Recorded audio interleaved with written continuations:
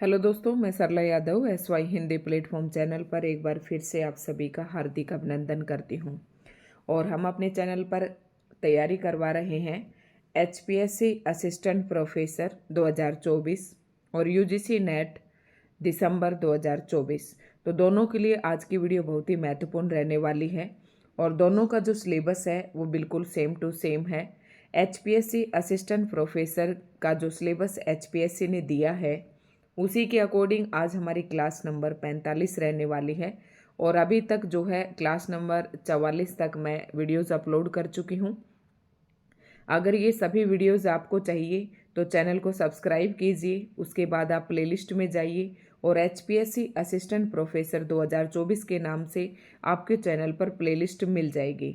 तो वहाँ पर वो सभी वीडियो संग्रहित है, आप वहाँ से देख सकते हैं। साथ ही SY हिंदी प्लेटफॉर्म के नाम से मेरा टेलीग्राम चैनल है, आप टेलीग्राम चैनल को ज्वाइन कर लें। पर डे की वीडियो मैं वहाँ पर भी शेयर करती हूँ, तो डेली जो भी मैं पढ़ा रही हूँ आपको समझने में आसानी रहेगी। तो शुरुआत करते हैं आज के इस वीडियो लेक्चर की। और ये आज का जो वीडियो लेक्चर है ये यूनिट नंबर 7 के अंतर्गत आता है। तो HPSC ने जब से सिलेबस दिया है असिस्टेंट प्रोफेसर का, यूनिट नंबर 5 और यूनिट नंबर 6 मैं बिल्कुल कंप्लीट करवा चुकी हूँ और यूनिट नंबर 7 हमने शुरू कर रखा है। और यूनिट नंबर 7 के अंतर्गत कहानी आती है, कुछ स्पेशल कहानी आपके सिलेबस में दी गई हैं। तो एक कहानी मैंने कल डाल दी थी एक वीडियो, और वो कहानी भी थी बंग महिला की चंद्रदेव से मेरी बातें। और आज के इस वीडियो लेक्चर में हम दूसरी कहानी पढ़ेंगे और दूसरी कहानी का नाम है दुलाई वाली। और इसकी जो लेखिका है वो भी बंग महिला है और बंग महिला का दूसरा नाम है राजेंद्र बाला घोष। यानी कहीं पर आपको महिला लिखा हुआ मिलेगा किसी बुक में आपको राजेंद्र बाला घोष लिखा हुआ मिले तो दोनों नाम एक ही लेखक के हैं। अब दुलाई वाली कविता, ये जो कहानी है बहुत ही छोटी सी है, लेकिन इससे बनने वाले जो प्रश्न हैं वो काफ़ी महत्वपूर्ण हैं। तो सभी महत्वपूर्ण प्रश्नों पर प्रकाश डालते हुए आज के इस वीडियो लेक्चर को पढ़ेंगे।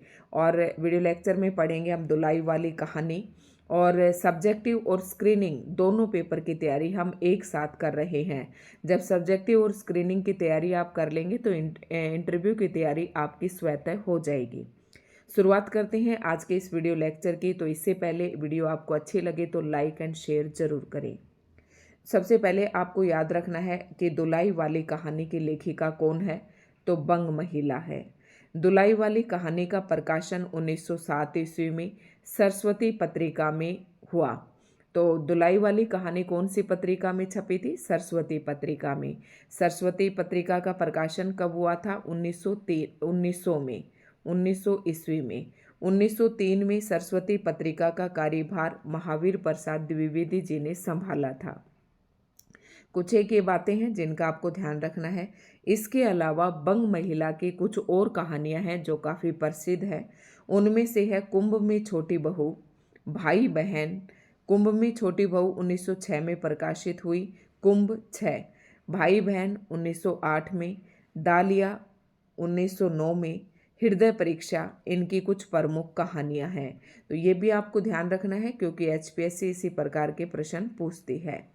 अब थोड़ा सा बंग महिला के बारे में हम जान लेते हैं। तो बंग महिला का जन्म हुआ 1882 ईस्वी में। इनका पूरा नाम था राजेंद्र बाला घोष, मैंने आपको बताया अभी। आरंभिक दौर की महिला कथाकारों में प्रमुख है। यानी कि आरंभिक दौर में, यानी कि कहानियों का दौर जब शुरू हुआ था उस समय के जितने भी कहानीकार थे उन सभी में बहुत ही प्रमुख स्थान रखती है बंग महिला। इनकी पुस्तक कुसुम संग्रह का संपादन आचार्य रामचंद्र शुक्ल द्वारा किया गया। तो ये भी बहुत ही इम्पोर्टेंट है कि बंग महिला की पुस्तक जो कुसुम संग्रह था, कुसुम संग्रह का संपादन किसने किया? तो आचार्य रामचंद्र शुक्ल जी ने किया। अब इस कहानी का कुछ प्रमुख प्रतिपाद्य क्या है ये हम पढ़ेंगे। प्रतिपाद्य का मतलब है कि इसका उद्देश्य क्या है, किस उद्देश्य को लेकर लेखिका ने ये कहानी लिखी।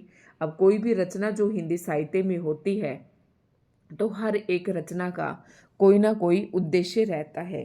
तो प्रतिपाद्य का मतलब है कि इस कहानी के माध्यम से लेखक क्या संदेश देना चाहता है, क्या उद्देश्य है जिसे लेखिका स्पष्ट करना चाहती है। क्या संदेश है जो पाठकों को देना चाहती है। तो ये है इस कहानी का प्रमुख प्रतिपाद्य। शुरुआत करते हैं, प्रतिपाद्य को समझने के प्रयास करते हैं। नवल किशोर द्वारा अपने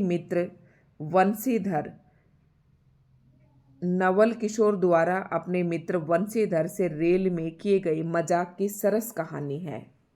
ध्यान से देखना, इसमें दो पात्रों का नाम आया है, एक तो नवल किशोर और दूसरा है इस नवल किशोर का मित्र वंशीधर। ये दोनों रेल में यात्रा कर रहे हैं और रेल में किए गए मजाक की एक सरस कहानी है इसमें। और एक तो बात ये है कि इस मजाक की सरस कहानी है, नवल और किशोर दोनों मित्र हैं, नवल किशोर और वंशीधर, और रेल में किए गए मजाक की सरस कहानी है। दूसरा, काशी बनारस के लोगों के जीवन पर प्रकाश डाला गया है। साथ ही साथ तीसरी बात इसमें बनारसी शौक कि बनारस के लोगों का शौक क्या है, उनकी बोली का समावेश, उनकी बोली के बारे में भी प्रकाश डाला गया है। बनारस और काशी के लोगों के जीवन पर प्रकाश डाला है, साथ ही उन लोगों का शौक क्या है, उनकी बोली क्या है, इस पर भी इसमें प्रकाश डाला गया है। विभिन्न परिस्थितियों में इंसान की दिनचर्या का चित्रण किया गया है। ठीक है। काशी से इलाहाबाद की यात्रा का विवरण है, मतलब दोनों मित्र हैं जो काशी से इलाहाबाद की यात्रा कर रहे हैं और उस यात्रा का विवरण भी इस कहानी में दिया गया है। दो मित्रों की हंसी मजाक एवं व्यवहार का चित्रण है। दोनों में गहरी मित्रता, दोनों एक जान दो कालिब हैं, मतलब दोनों में मित्रता इतनी गहरी है कि वो दोनों एक ही जान है।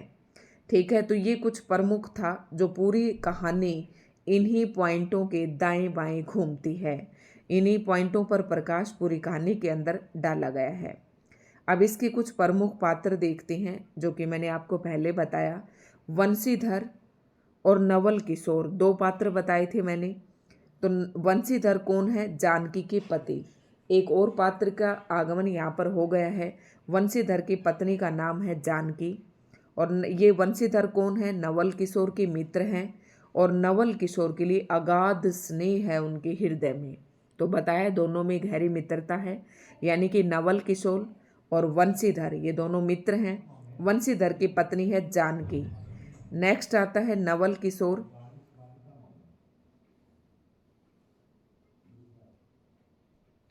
तो इसमें प्रमुख पात्र कौन कौन से आए हैं? एक तो वंशीधर और एक नवल किशोर, और वंशीधर की पत्नी है जानकी। वंशीधर की शादी होती है और वह अपनी पत्नी को ट्रेन में लेकर अपने घर जाता है। तो वंशीधर की जो पत्नी है वो पहले वाली औरतों की तरह पुराने स्वभाव की तरह है, पुराने स्वभाव की औरत है।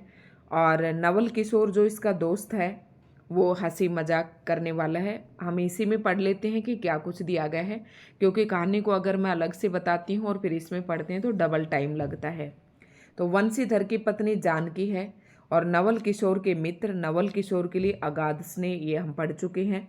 उसके बाद है नवल किशोर, तो वंशीधर के घनिष्ठ मित्र हैं और ये विनोद प्रिय हैं, मतलब इनको हंसी मजाक पसंद है, खूब हंसी मजाक करने वाले हैं। और कलकत्ते से नई बहू को लेकर चले थे और वंशीधर को तार भेजा था कि उन्हें ट्रेन में मिले।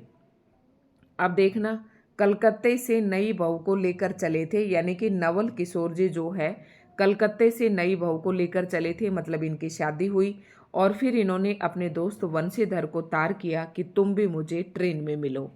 और कट्टर स्वदेशी थे, यानी कि जो नवल किशोर था उसे अपने देश से काफ़ी लगाव था। जानकी कौन है? वंशीधर की पत्नी है। उन्हें नवल किशोर का हंसी मजाक पसंद नहीं था, हालांकि उनमें नवल के प्रति कोई दुराग्रह नहीं था। दुराग्रह का मतलब है कि उन्हें नवल किशोर जो बहुत ज़्यादा हंसी मजाक करता था वो जानकी को पसंद नहीं था।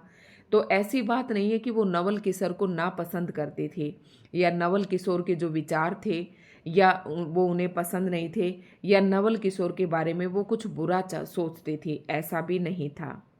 पारंपरिक भारतीय नारी थी जो जानकी है, वो पारंपरिक भारतीय नारी थी, मतलब जो पहले वाली भारतीय नारी अपनी परंपराओं का निर्वाह करती थी उसी प्रकार की परंपराओं का निर्वाह जानकी भी करती थी। ससुराल से विदा होने पर रोने जैसे संस्कार इनमें विद्यमान थे। नेक्स्ट है, छोटी सी कहानी है, बहुत ही अच्छी कहानी है। उसके बाद गौण पात्र कौन कौन से हैं, प्रमुख पात्र मैंने अभी बताया। तो इसमें एक तो वंशीधर और वंशीधर की पत्नी जानकी, दूसरा नवल किशोर की बहू, और गौण पात्र कौन कौन है, एक तो नवल किशोर की बहू, फिर सीता आते हैं एक नाम, इसमें एक पात्र का नाम सीता है, ये जानकी देई की बहन है। अगला है कहारिन, और कहारिन है जानकी के मायके में नौकरानी। ठीक है, तो ये कुछ पात्र हैं जिन्हें आपको ध्यान में रखना है। ट्रेन में 2-3 महिला सह यात्री, यानी कि जब ट्रेन में सफ़र कर रहे होते हैं तो 1-2 और ट्रेन में सफ़र करने वाली महिलाओं का जिक्र भी इस कहानी में आता है। अब कहानी में स्थानों के नाम, ये भी पेपर में कई बार पूछ लेते हैं कि इस कहानी के अंदर कौन कौन से स्थानों के नाम लिए गए हैं। तो दशाश्वमेध घाट, ठीक है, एक तो ये आ जाएगा नाम। दूसरा स्थान है गोदोलिया, जो कि बनारस कलकत्ता में पड़ता है। गोदोलिया कलकत्ता, तो गोदोलिया का नाम, ये बनारस भी इन्होंने ब्रैकेट में लिखा है, एग्जैक्ट तो मुझे भी नहीं पता ये जगह कहाँ है। मुगल सराय, और उसके बाद है इलाहाबाद प्रयाग, प्रयाग का मतलब प्रयाग। तो कौन कौन सी बातों का जिक्र हुआ, ज़्यादातर बनारस के गोदोलिया, मुगल सराय, इलाहाबाद प्रयाग और दशाश्वमेध घाट, इन 4 जगहों का जिक्र जो है, 4 स्थानों का जिक्र है इस कहानी में हुआ है। तो ये भी ध्यान रखना है, इस प्रकार के प्रश्न भी पूछे जाते हैं। अब इसमें विशेष बात क्या है, दुलाई वाली इस कहानी का जो नाम रखा गया है, तो इसमें विशेष बात क्या है। दुलाई अर्थात एक प्रकार का चादर, चुनरी, जिसे घूंघट के रूप में प्रयुक्त किया जाता है। अब दुलाई वाली का नाम वैसे हम तो क्या ले रहे थे कि कोई दुलाई मतलब कोई बेचने वाली होगी कुछ, मैं तो कुछ इसी प्रकार का समझ रही थी आज से पहले, लेकिन कहानी पढ़ने के बाद तो समझ में आ गया था। तो यहाँ पर दुलाई का क्या अर्थ है, मोस्ट इम्पोर्टेंट है, एचपीएससी इस प्रश्न को पूछ सकती है। दुलाई का अर्थ है एक प्रकार का चादर या चुनरी जिसे घूंघट के रूप में प्रयुक्त किया जाता है।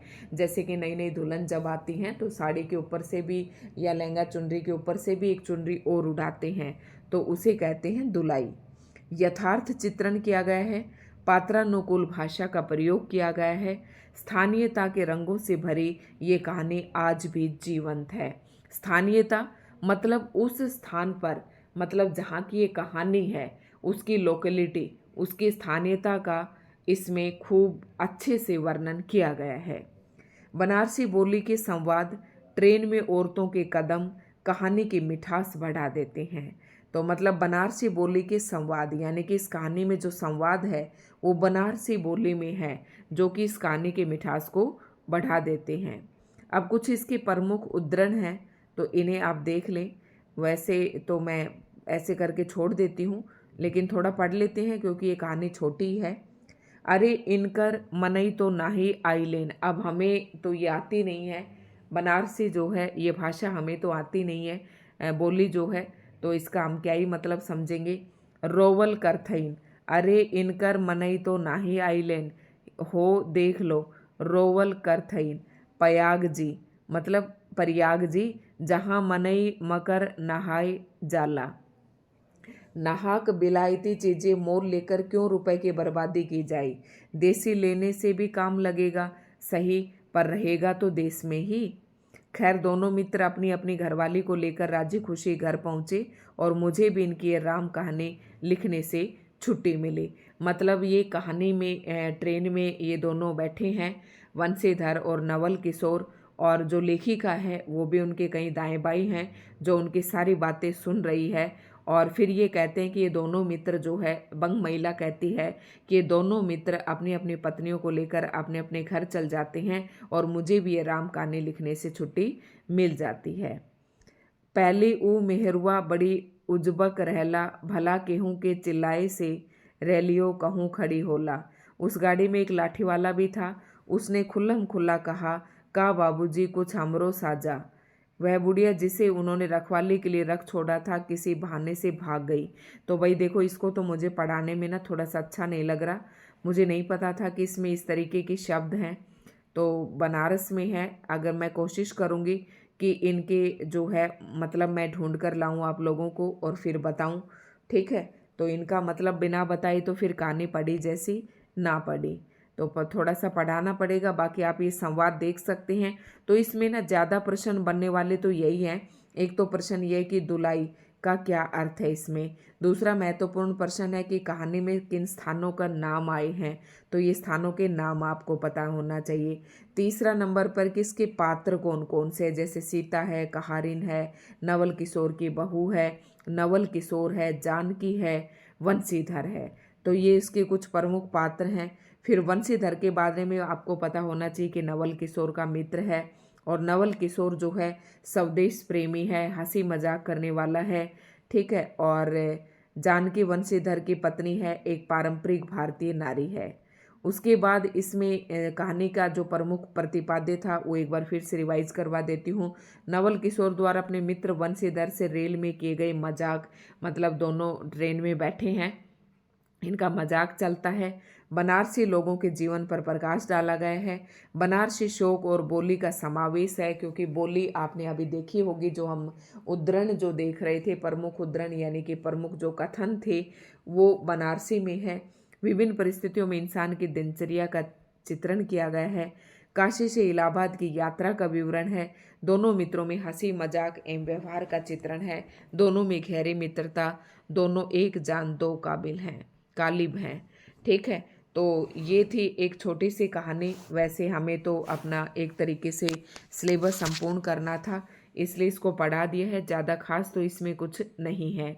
बाकी जो पेपर में आने लायक है ये दोनों पॉइंट हैं कि धुलाई वाली की लेखिका बंग महिला है, कौन से पत्रिका में प्रकाशित हुई, तो सरस्वती पत्रिका में प्रकाशित हुई, 1907 में प्रकाशित हुई। कुंभ में छोटी वही बहू, भाई बहन, डालिया, हृदय परीक्षा, ये इनकी कुछ प्रमुख कहानियां हैं। तो दोस्तों आज की इस वीडियो में इतना ही था। आज की वीडियो आपको कैसी लगी कमेंट करके ज़रूर बताएं। धन्यवाद।